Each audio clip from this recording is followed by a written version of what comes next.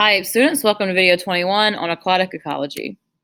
So after you watch the video today, you should be able to describe the global distribution and environmental aspects of aquatic biomes, describe the impacts that human activities have on aquatic ecosystems, and explain the environmental effects of excessive fertilizer use on aquatic ecosystems.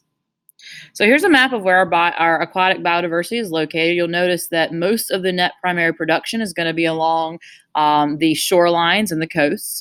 This is where the coral reefs and the estuaries are going to be. And then you also have some high primary productivity out kind of in the middle of the ocean and some of the oceans, but you're also going to have a lot of biodiversity on the deep ocean floor. So, some ecological things that aquatic ecosystems do for us, they provide climate moderation by absorbing CO2, so they make things cooler. They reduce storm impacts for us. If there's a hurricane coming, it'll stop the storm from coming ashore as much. They give us habitats, scientific information. Economic services, they provide food and medicine. They give us housing and recreation along the beach, and they do provide us with oil and natural gas. So some watershed map. This is a watershed map of the United States, or sorry, of North Carolina. And a watershed is an area that drains into a river. So here's the Neuse River watershed. This is where we are located. Any water droplet that falls within this watershed is going to come out in this spot down here.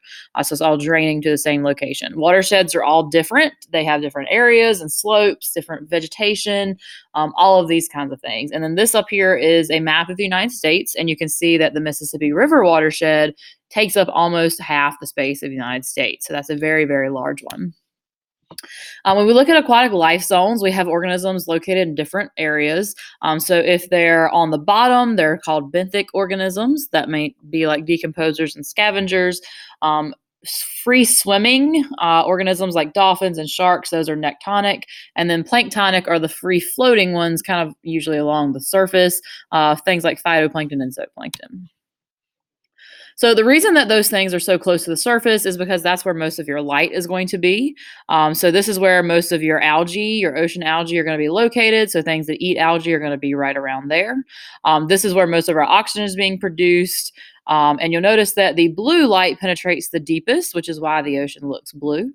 But pretty much the upper 1 meter is where you're going to see the most light and the most photosynthesis production.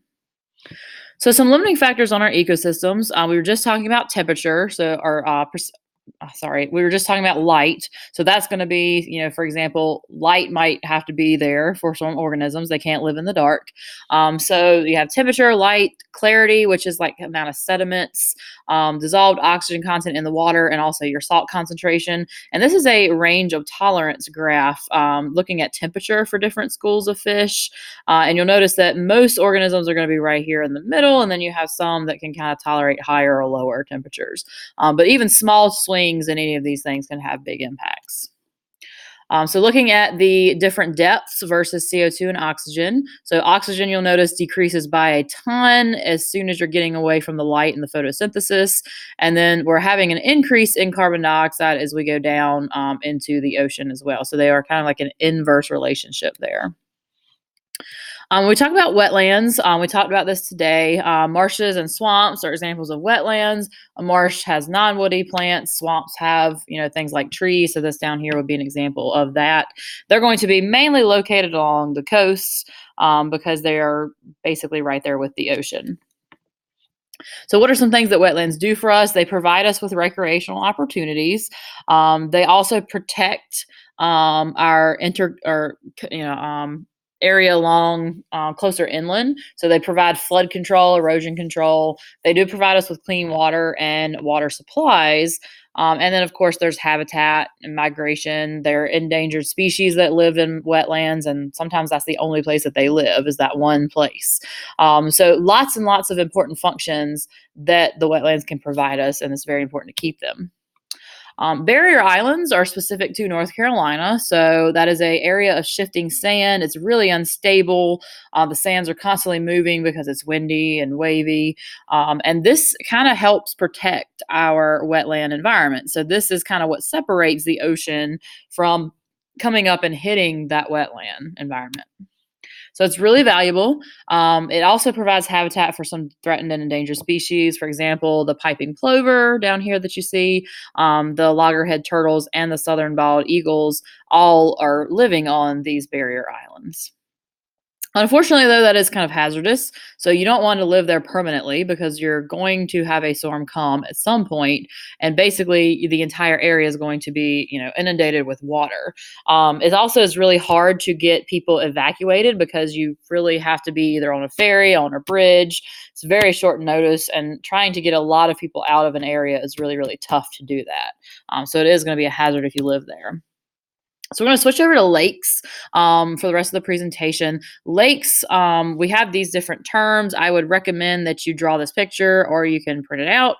Littoral zone is basically your coastal area, the most biodiverse. Limnetic is kind of like the open ocean, except now we're in the lake, so it's the open lake. Profundal is going to be the deeper area right here. There's not going to be a lot of photosynthesis. And then the benthic area, just like in the ocean, is where your decomposers and your scavengers are. We can classify lakes by two different ways. So they're either oligotrophic, nutrient poor, or eutrophic, nutrient rich. And you'll see the differences up here. Here's a oligotrophic lake that's pretty clear, not a lot of green. And then here's a eutrophic lake down here, which is green and has lots of biodiversity. So oligotrophic lakes are new. That's what the word means. Nutrient poor. They're very deep because they're not very old. There's low net primary productivity. They're clear. Not going to have a whole lot of animals. Whereas eutrophic lakes, they're going to be very well nourished, lots of productivity, high amounts of nitrogen and phosphorus, and high biodiversity. So lots and lots of animals are going to be located in a eutrophic lake. So I want you to imagine if you have a fish tank, or you've seen fish tanks before, what happens if you don't clean it after a while? Eventually, it's going to have this green color to it. The reason because the fish are actually pooping and their excess waste is staying in there and the algae is growing. So the green is from the algae. So this process is called cultural eutrophication. We just saw a eutrophic lake is an older lake with many nutrients, lots of productivity. The problem is humans can cause eutrophication to happen. So that's when we call it cultural eutrophication. It's human induced. And you'll notice these, basically have a lake that's completely green. It can happen in the ocean as well. So plants are going to use phosphorus and nitrogen. Usually it's because it's coming from fertilizer from croplands. And those plants are going to overpopulate because there's lots of nutrients for them. However, things that grow must die. So those plants that have overpopulated are now going to die. And when they do, so you have an algal bloom and it's going to start to decay. So that decomposition process, bacteria uses oxygen in the water. Here's the decomposition process here. And the oxygen is going away and you're forming carbon dioxide. So less oxygen in the water is not good for the animals. So there's no oxygen there for the aquatic life, and they're going to eventually die. So hypoxic conditions mean it's low or reduced oxygen. Anoxic conditions mean there's no oxygen at all in the water. And when you have anoxic conditions, you end up having these fish kills like you see here in this picture, where you just see oftentimes miles of dead fish just sitting on the beach. So here's an example of when it happened in North Carolina. This is a red tide. It's a red algal bloom. It was toxic. You could not get in the water. There were signs up everywhere. The reason you couldn't get in the water is because they actually produced toxic gases that you would be breathing in if you were swimming in the water. So even if you didn't ingest water in your system, it was still getting into your lungs and causing problems. So these harmful algal blooms, that could be lots of different colors, red, brown, green. You see a brown tide right here. It ends up causing tourism issues because nobody wants to go if they can't swim in the water. It releases airborne toxins. It can kill manatees and sea turtles, things that are herbivores that are in the water. It also kills fish-eating birds because the fish can be toxic, basically. If we're eating it, it's poisoning our seafood.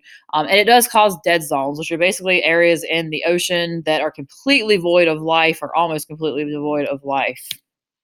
So some ways that we can prevent or reduce this from happening. The expensive way is to do the cleanup. So you have to remove the weeds physically. You can pump in air into the water to give it more oxygen, or you can spray herbicides everywhere to kind of control the plant growth. Prevention is a much better way of doing it. You don't have to deal with it to begin with. So you can treat water for nitrogen and phosphorus. You can take that out before you're dumping it back into the rivers and streams. You can reduce runoff from our agricultural fields, or you can ban phosphates in detergents. So, for example, if you're going to wash your car in your driveway, you could use a phosphate-free detergent that's not going to go down the drain and cause this potential problem. All right, that's it. Let me know if you have questions.